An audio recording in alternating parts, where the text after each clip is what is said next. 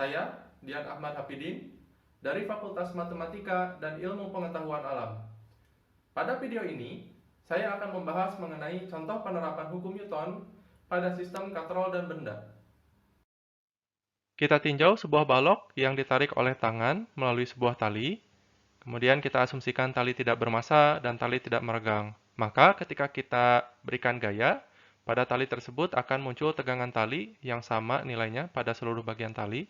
Maka kita bisa tuliskan pada kedua ujung tali, ini T, tegangan tali, yang besarnya sama tetapi arahnya saling berlawanan. Kemudian kalau kita tambahkan katrol, ya, dengan katrol diasumsikan tidak bermassa, kemudian gesekan katrol dengan poros diabaikan, maka katrol akan bertindak sebagai penyalur gaya saja. Jadi dia tidak memberikan gaya tambahan terhadap tali. Dengan demikian, apabila kita berikan gaya pada tali, maka tegangan tali di sini dan tegangan tali di sini itu akan memiliki besar yang sama. Kita coba contoh kasus pertama. Di sini ada 3 buah katrol, di mana katrol ini terikat pada balok 100 Newton. Berapa gaya yang perlu diberikan supaya balok tetap diam? Karena balok diam, maka kita bisa gunakan hukum Newton pertama untuk menganalisisnya.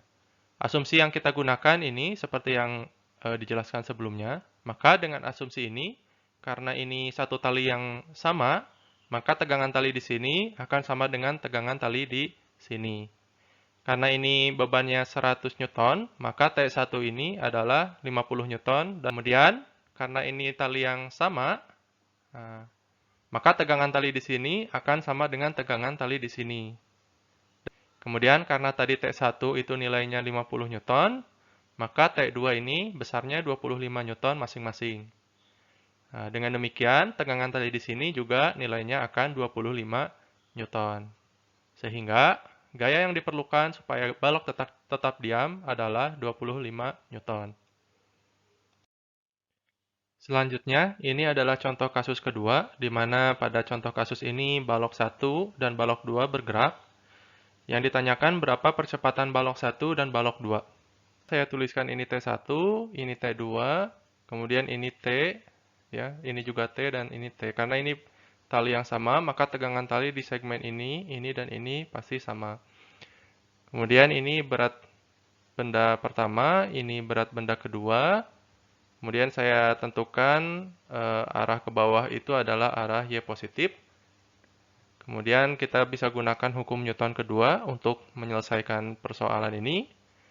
Tetapi sebelumnya kita gambarkan dulu diagram bebas benda. Pertama untuk benda 1 seperti ini, maka kita peroleh persamaannya seperti ini. Kemudian untuk katrol A, kita peroleh persamaan ini. Kemudian untuk katrol B dan benda 2 digabung ya. Jadi kita peroleh persamaan seperti ini. Kemudian dua persamaan ini kita akan gunakan untuk memperoleh nilai T, A1, dan A2. Saya tentukan titik acuan atau Y sama dengan 0 di sini. Kemudian ini YB, S2, S1, Y1, dan Y2. Kemudian kita cari kondisi batasan gerak benda yang menghubungkan gerak benda pertama terhadap gerak benda kedua. Kita tahu panjang tali L itu konstan. Kemudian L itu sama dengan ini, panjang ini, ditambah panjang ini, ditambah panjang ini, ditambah ini, dan ditambah ini. Kemudian YB sama dengan Y2 dikurangi S2. Kemudian kita masukkan YB ini ke sini dan ke sini. Ya. Setelah itu kita peroleh L sama dengan seperti ini. Kemudian apabila kita turunkan L terhadap waktu 2 kali, maka kita peroleh ungkapan seperti ini.